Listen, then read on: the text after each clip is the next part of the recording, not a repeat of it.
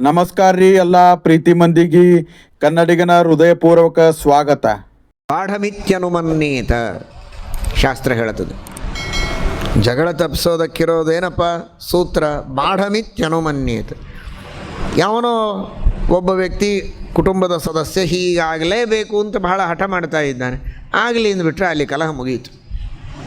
ಏನೋ ಬಹಳ ದೊಡ್ಡ ಸಮಾಜಕ್ಕೋ ಧರ್ಮಕ್ಕೋ ಬಹಳ ದೊಡ್ಡ ವಿರೋಧಿಯಾದ ವಿಚಾರ ಆದರೆ ಮಾತು ಬೇರೆ. ನನ್ನ ವಿಚಾರಕ್ಕೆ ಸ್ವಲ್ಪ ವಿರುದ್ಧ, ನಾನೊಂದು ಹೇಳಿದರೆ ಅವನು ಇನ್ನೊಂದು ಹೇಳಿದ, ನಾನು ಇವತ್ತು ಅಂದರೆ ಅವನು ನಾಳೆ ಅಂದ, ನಾನು 10 ಅಂದರೆ ಅವನು 100 ಅಂದ, ಆಯಿತು ಅಂದರೆ ಮುಗಿದೋಯ್ತು, ಅಲ್ಲಿಗೆ ಕಲಹ ಶಾಂತ.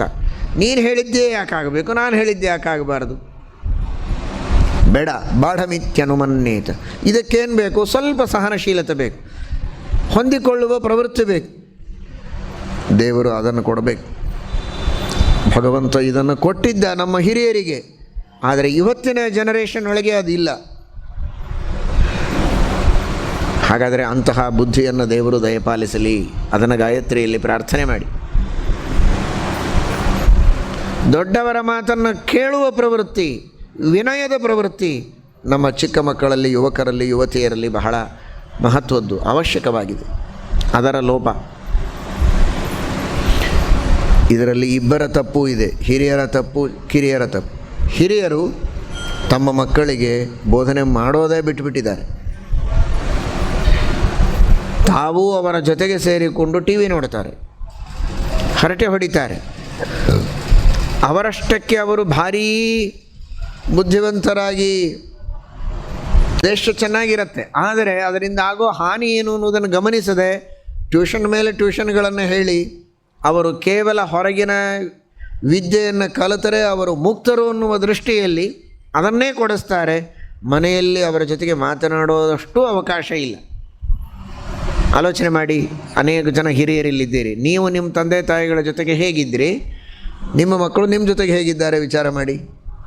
ಬೇರೆ ಯಾವುದೂ ಬೇಕಾಗಿಲ್ಲ, ಪುರಾಣ ಗಿರಾಣ ತೆಗೆಯೋದು ಬೇಡ. ಈಗ ನಿಮ್ಮ ಪುರಾಣ ನೀವು ತೆಗೆದು ನೋಡಿ ಸಾಕು. ನಿಮ್ಮ ತಂದೆ ತಾಯಿ ನಿಮ್ಮ ಜೊತೆಗೆ ಕುಳಿತು ಮಾತಾಡ್ತಾ ಇದ್ರೋ ಇಲ್ವೋ? ಭಾಗವತದ ಕಥೆಗಳನ್ನು ಹೇಳ್ತಾ ಇದ್ರೋ ಇಲ್ವೋ? ಸತ್ಯ ಹರಿಶ್ಚಂದ್ರನ ಕಥೆ ಹೇಳಿದ್ದಾರೆ, ಪಾಂಡವರ ಕಥೆ ಹೇಳಿದರು, ಪ್ರಹ್ಲಾದನ ಕಥೆ ಹೇಳಿದರು, ನರಸಿಂಹಾವತಾರ ಹೇಳ್ತಿದ್ರು. ನೀವು ಯಾವ ಅವತಾರ ಹೇಳಿದ್ದೀರಿ ಹೇಳಿ ನಿಮ್ಮ ಮಕ್ಕಳಿಗೆ? ಸಿನಿಮಾ ನಟರು, ಕ್ರಿಕೆಟ್ ಪ್ಲೇಯರ್ಸು, ರಾಜಕಾರಣಿಗಳು, ಇವರುಗಳ ಬಗ್ಗೆ ಅವರ ಕಥೆ ನೀವು ಹೇಳ್ತಾ ಇದ್ದೀರಿ ಹೊರತು ನೀವಲ್ಲ, ಅವ್ರ ಮಕ್ಕಳೇ ನಿಮಗೆ ಹೇಳ್ತಾರೆ. ಈಗ ನೀವೇನು ಹೇಳ್ತಾ ಇದ್ದೀರಿ? ಹಾಗಾದರೆ ಆ ಮಕ್ಕಳು ಕೊನೆವರೆಗೂ ನಮ್ಮನ್ನು ನೋಡಿಕೊಳ್ಳಬೇಕು ಅನ್ನುವುದನ್ನು ಅಪೇಕ್ಷೆ ಹೇಗೆ ಪಡೋದು? ನೀವು ಯಾವ ರೀತಿ ಬೀಜ ಬಿತ್ತಿದ್ದೀರಿ ಅಂಥ ಗಿಡ ಬೆಳೆಯುತ್ತೆ. ಬೇವಿನ ಬೀಜ ಬಿತ್ತಿ ಮಾವಿನ ಹಣ್ಣು ಬೇಕು ಅಂತ ಅಪೇಕ್ಷೆ ಪಟ್ಟರೆ ಯಾವ ನ್ಯಾಯ? ಬಿತ್ತಿದ್ದು ಕೇವಲ ಲೌಕಿಕ ಶಿಕ್ಷಣ, ಧಾರ್ಮಿಕ ಸಂಸ್ಕಾರವನ್ನು ಬಿತ್ತಿಲ್ಲ, ಧರ್ಮದ ಬೋಧನೆಯನ್ನು ಮಾಡಿಲ್ಲ, ಇತಿಹಾಸ ಪುರಾಣಗಳ ಆದರ್ಶಗಳನ್ನು ಅವರ ತಲೆಯಲ್ಲಿ ತುಂಬಿಲ್ಲ. ಆದರೆ ಬಯಸೋದು ಹೇಗಿರಬೇಕು? ನನ್ನ ಮಗ ಅಂದರೆ ಭಾರಿ ಪ್ರಹ್ಲಾದನಾಗಿರಬೇಕು, ಧ್ರುವನ ಹಾಗೆ ಇರಬೇಕು, ಸೊಸೆ ಹೇಗಿರಬೇಕು? ಸೀತೆಯಂತೆ, ದ್ರೌಪದಿಯಂತೆ ಇರಬೇಕು, ದಮಯಂತಿ ಹಾಗಿರಬೇಕು. ಹೇಳಿದ ಕಥೆ ದಮಯಂತಿ ಕಥೆನಾ ನೀವು ಹೇಳಿದ್ದು? ಯಾವುದೋ ಹೀರೋಯಿನ್ ಕಥೆ ಹೇಳಿರ್ತೀರಿ. ಅಪೇಕ್ಷೆ ಪಡೋದು ದಮಯಂತಿಯ ಪಾತ್ರ, ದ್ರೌಪದಿಯ ಪಾತ್ರ. ಆ ಆದರ್ಶ ಅದು ಹೇಗೆ ಸಿಗತ್ತೆ? ಬೇವಿನ ಬೀಜ ಬಿತ್ತಿ ಮಾವಿನ ಹಣ್ಣು ಅಪೇಕ್ಷೆ ಪಟ್ಟ ಹಾಗೆ ಆಗತ್ತದು.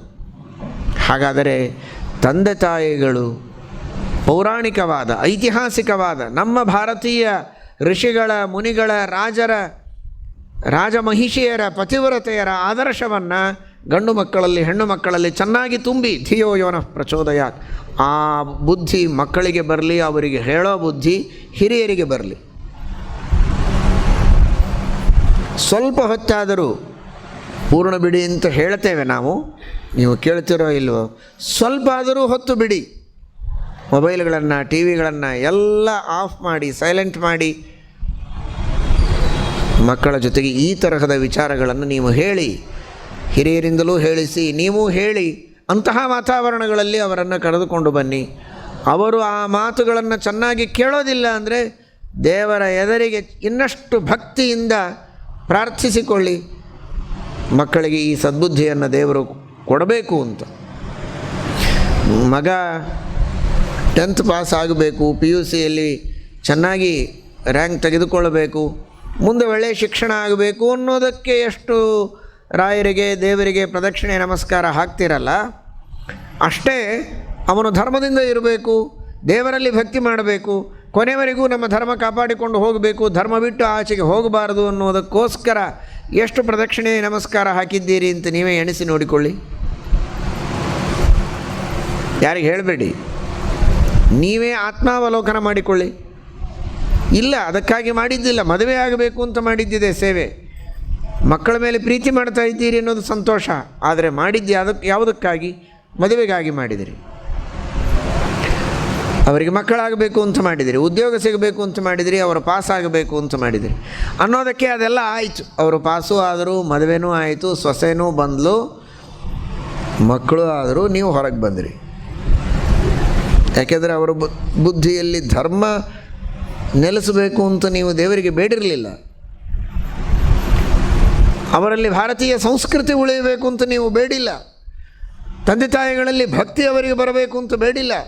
ಗುರು ಹಿರಿಯರಲ್ಲಿ ಶ್ರದ್ಧೆ ಇರಬೇಕು ಅಂತ ನೀವು ಬೇಡಿಕೊಂಡಿಲ್ಲ. ಅದನ್ನು ಬೇಡಿಕೊಳ್ಳಿ. ಅದಕ್ಕಾಗಿ ಈ ಗಾಯತ್ರಿಯ ಜಪ ಮಾಡಿ.